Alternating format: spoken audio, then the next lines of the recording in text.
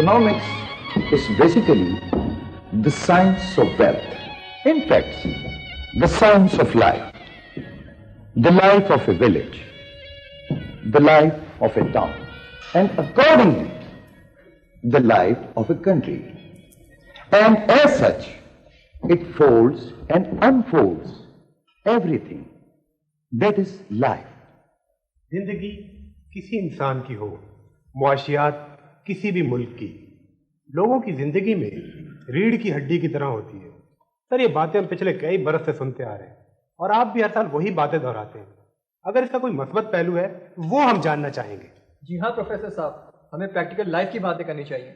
ये जो 200 बरस पहले एडम स्मिथ ने अपनी किताब में लिखी थी, मेरे नजदीक से बकवास है। सर, हम जिस माशरे में रहते हैं उसकी बातें कीजिए। It arts a balance country. अगर नहीं तो वो इतने सारे 5 ईयर और 10 ईयर प्लान ने क्या किया? हमें सारी दुनिया के सामने भिखारी बना दिया। मैं आपके एक एक सवाल का जवाब दे सकता हूँ। इतने सारे सवालात आपने पूछे एक साथ, मैं उनके क्या जवाब दे सकता हूँ? सर, आपके जवाबात किताब की थ्योरी से ज्यादा कुछ नहीं होते, जो हमने पहले ही पढ़ रखी है। फिर हमें सवालात ही करने दीजिए। अब प्रोडक्शन को लीजिए सर। क्या वजह है कि हमारी हर पैदावार आबादी के अलावा घट रही है? कहाँ चला जाता है वो गेहूं जो फसल आने से पहले सरप्लस करार दिया जाता है, और फसल के बाद हम रोटी के लिए गेहूं दुनिया भर से दरामद करते थे। जी हाँ प्रोफेसर साहब, आप कहते हैं हमारा मुल्क एक एग्रीकल्चरल कंट्री है। इस तरह यहाँ दूध, मक्खन वगैरह कसरत से पैदा होता है, तो फिर क्या वजह है कि हम सब पाउडर का दूध बाहर से मंगवा कर पी रहे हैं? शायद आपने वो लतीफ़ा नहीं सुना कि हमारे बेशतर इंडस्ट्रियल एरियाज में सिर्फ वही इंडस्ट्रीज लग सकती हैं जिन्हें ना तो पानी की जरूरत होती है और ना ही बिजली की।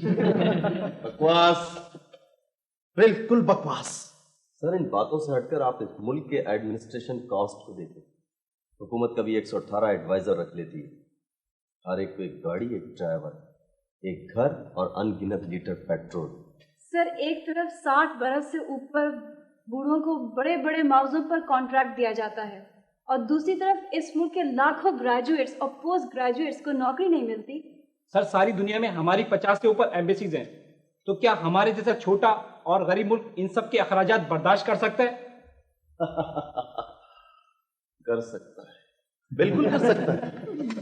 हर साल बेशुमार मेडिकल कॉलेजेस खुल रहे हैं, लेकिन इनके मुकाबले में आपकी हेल्थ पॉलिसी क्या है? क्या इस मुल्क और कौम को मजीद हेल्थ केयर की जरूरत नहीं? सर, जब मैं मैट्रिक में था तो मेरे वालिद की तनख्वाह 3,500 रुपये थी, घर का किराया 1,500 रुपये। उस वक्त बड़ा गोश्त 25 रुपये किलो मिला करता था सर। आज हम वो छोटा सा फ्लैट भी अफोर्ड नहीं कर पा रहे। रहा सवाल गोश्त का, तो वो भी ख्वाब बनकर रह गया। हर रमजान के बाद महंगाई का जोर बढ़ जाता है। क्या कोई इदारा ऐसा नहीं जो तनख्वाह और अखराजात में तनासुब रख सके सर? और उन डिग्रियों का हम क्या करें जो इस साल के खत्म पर हमें मिलेंगी? फाड़ कर फेंक देना उनको, या फिर अपने अपने सीनों पर सजा लेना उन डिग्रियों को। मैंने पढ़ा था कि 1990 के इख्तिताम पर पाकिस्तान का हर जिंदा फर्द उम्र भर के लिए 1 लाख रुपए कर्जदार पैदा हुआ था, जबकि उस वक्त डॉलर का रेट 22 रुपए का था। और आज मैं और आप कम से कम 1.5 से 2 लाख रुपए के कर्जदार हैं। सर, और आप हमें वो इकोनॉमिक्स क्यों पढ़ा रहे हैं जो इस कौम के एहलकारों ने समझने तक की कोशिश नहीं की?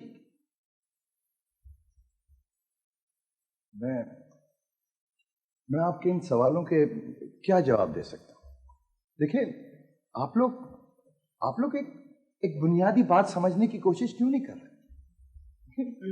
Economics is a science of money. It is not durable, a base of all material things. जी हाँ सर, ये इकोनॉमिक्स पैसे की साइंस है जिसका हर जिंदा चीज से वास्ता होता है। पैसे की science.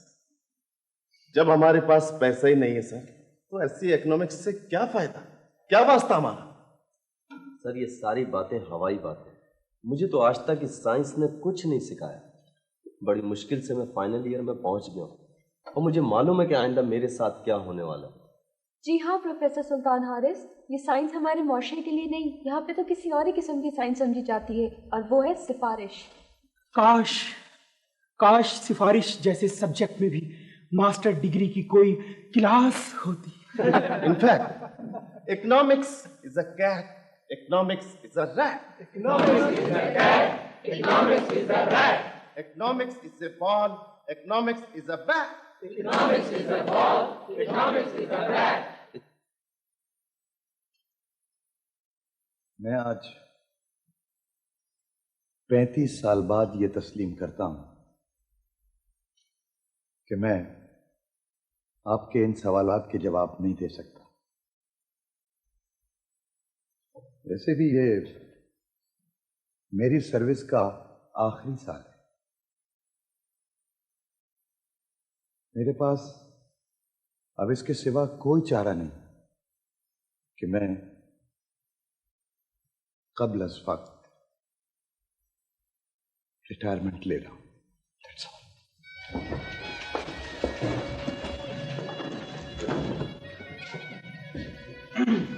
Economics is a boy, economics is a girl.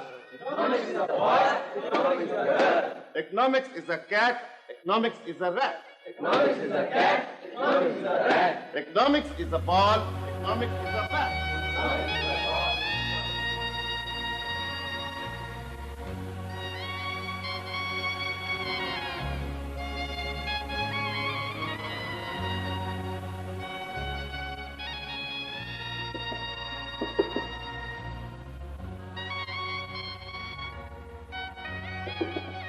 कौन है?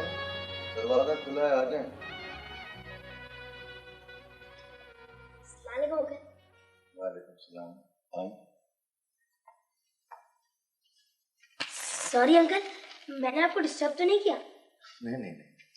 वो अंकल, दरअसल आज मेरी सालगिरह थी ना, और मैंने सोचा कि इस ब्लॉक के सारे लोगों के साथ केक को शेयर करूं। ये ले आपका हिस्सा। इफ्तिखार अहमद, और मैं 7 वाले फ्लैट में रहता हूँ। अंकल, आप यहाँ पे नए आए हैं ना? हाँ, हाल ही में 2 हफ्ते कबल। अच्छा अच्छा अंकल, फिर मुझे इजाजत। अरे इफ्तिखार मियां, एक तो आपने मुलाकात में 2 हफ्ते की देर कर दी, ऊपर से मिलते ही बिछड़ने की दरखास्त भी दे डाली। बैठ। अच्छा अंकल, आप यहाँ पे अकेले रहते हैं? कमोबेश मेरा भी यही हाल है अंकल। मेरे अब्बू है ना, सुबह ऑफिस जाते हैं, फिर इतनी देर से वापस आते हैं। आजकल वैसे भी सर्दियों की छुट्टी है, कार्टून देख देख के तो मैं तंग आ गया हूँ। और वो सब मासी मुसीबतें हैं ना, जब वो आती हैं तो सारे जमाने को सर पे उठा लेती हैं। मासी मुसीबतें? भाई ये कौन है? वो काम करने वाली माई, पहले दोपहर में आती थी, अब जब से अब्बू जाते हैं पहले ही आ जाती हैं। मैं घर पे होता हूँ ना, इसलिए। अंकल, मैं 7th क्लास का स्टूडेंट हूँ, और जब मैं 8th में जाऊंगा ना, तो हमारा अमेरिका जाने का प्रोग्राम है। अमेरिका? क्यों? क्या इस मुल्क से बेजार हो गए? अंकल, ये भी कोई लाइफ है? अमेरिका की तो बात ही दूसरी है। आजादी, सेंसेशनल, नॉइजी, बड़ा मजा आएगा। अंकल, अब्बू कह रहे थे कि जब हम अमेरिका जाएंगे ना, तो हमारे पास भी नई गाड़ी होगी। अंकल, आपने नई बीजो देखी है? अंकल, बड़ी निराली और स्पेशल गाड़ी है। अच्छा जी, पिछले साल जब अमेरिका का वीजा खुला था ना, तो अब्बू सुबह से लाइन में लग जाते थे। तो आपके अब्बू को वीजा नहीं मिला था? नहीं अंकल, उन लोगों ने कहा कि हमारी बारी आइंदा साल आएगी। तो फिर अब्बू ने कहा चलो कोई बात नहीं, उस वक्त तक हमारे पास बहुत सारे पैसे भी जमा हो जाएंगे। अंकल, मेरे अब्बू अच्छे खासे अफसर है और पार्ट टाइम भी करते हैं, इसलिए तो देर से आते हैं। जब से अम्मी का इंतकाल हुआ है तो क्या तुम्हारी वालदा? जी अंकल, अब्बू कहते हैं कि वो बहुत अरसे से ब्लड कैंसर की मरीज थी, कि अचानक ही हमें छोड़ के चली हुई।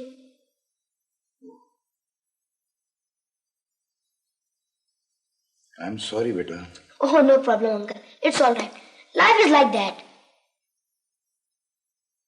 Life is like that? अच्छा अंकल, फिर मैं चलता हूँ। अरे मैं तुम्हारी कोई खातिर भी नहीं कर सका। कोई बात नहीं अंकल, थैंक यू। वो अब्बू आने वाले होंगे। अच्छा मगर अंकल मैं फिर आऊंगा। श्योर श्योर, जरूर आना। हाँ, थैंक यू।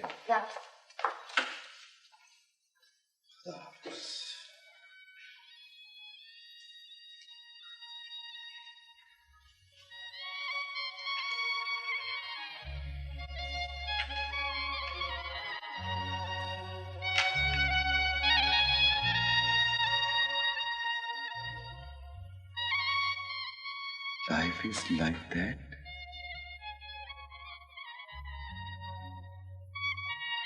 हमारी शादी को 2 साल हो चुके हैं। मैंने कभी दानिस्ता तौर पर भी तुमसे कोई तकरार नहीं की। हालात मुझे हर रोज मजबूर कर देते हैं कि मैं वही बातें करूं जो कल की थी। आखिर ये घर कैसे चलेगा, कैसे चलेगा सुल्तान? तुम्हारी तनख्वाह में बड़ी मुश्किल से गुजारा होता है। आटा, बिजली के बिल, गैस के बिल हर माह मुझे परेशान कर देते हैं। मैं मानती हूं कि मेरा भी एक औसत घराने से ताल्लुक है, लेकिन मुझे हैरत होती है कि तुम माशियात के प्रोफेसर होते हुए भी जिंदगी की माशियात नहीं जानते। तो मैं क्या करूं? क्या करूं? जो सब करते हैं।